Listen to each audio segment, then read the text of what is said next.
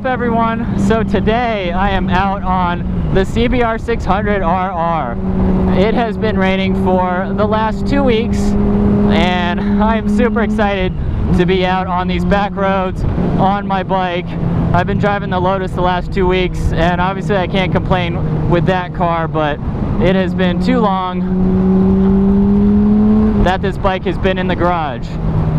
So today we're out cruising on some back roads and I wanted to go over a question that I've gotten pretty recently on the channel quite a few times, and that is the 600 a perfect beginner bike? Just in general, any 600cc bike.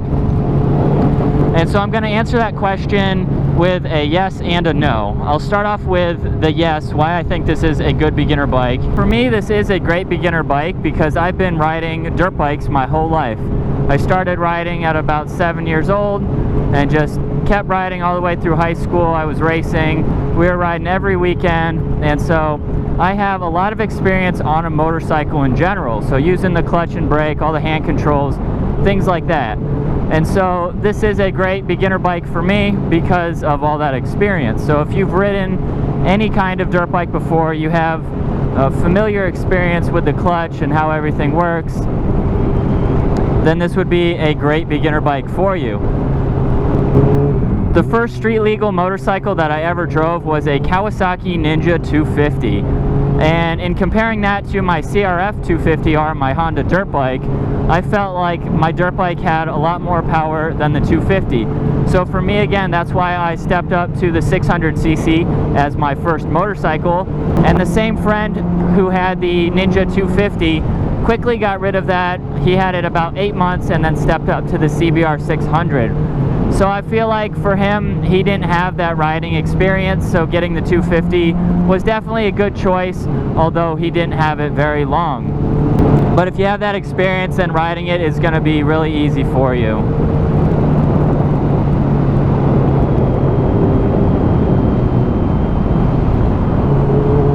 I also think the 600 is a good beginner bike because this might be the only bike that you need.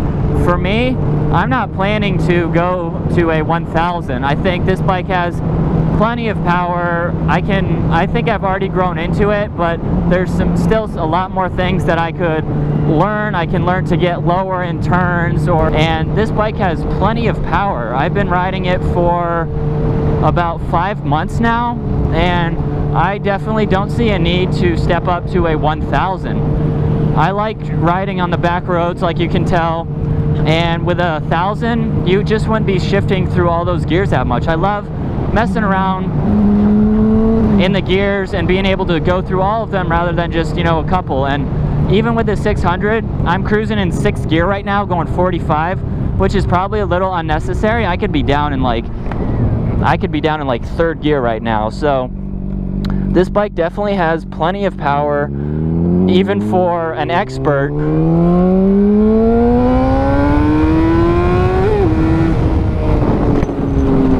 Like that was there, that was only 3rd gear, and I was going pretty quick in 3rd gear there. So definitely has a lot of power, even for an expert.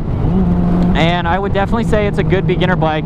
As long as you've had previous experience on some type of motorcycle, this would definitely be probably the one and only bike you would need, unless you really wanted to step up to 1000 and have a little more fun on that. So on to why I don't think this is a great beginner bike. Well, if you've never had any experience on a bike, I think a 250 is a better way to go. It's very lightweight. The power band on it is not ridiculous. You know, the 600 here revs to 15,000 RPM, so you can be going like 65 miles an hour in 1st gear, even faster than that. And so the power band in the 250 is good. It's very lightweight, so you're able to easily learn how to ride it, you know, parking lot speeds and things like that, to maneuver it well. Going up to the 600, the dry weight on this bike is about 345 pounds.